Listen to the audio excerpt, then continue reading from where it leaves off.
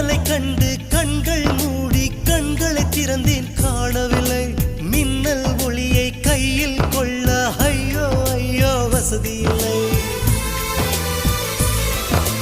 என்னை நோக்கி சிந்திய மழைத்துளி எங்கே விழுந்தது தெரியவில்லை எந்த சிப்பியில் முத்தாய் போச்சோ இதுவரை ஏதும் தகவல் இல்லை அழகே உன்னை காணாமல் அன்னம் தண்ணீர் தொடமாட்டேன் ஆகாயத்தின் மறுபக்கம் சென்றால் கூட விடமாட்டேன் உன்னை காணும் முன்னே கடவுள் வந்தாலும் கடவுளை தொழ மாட்டேன்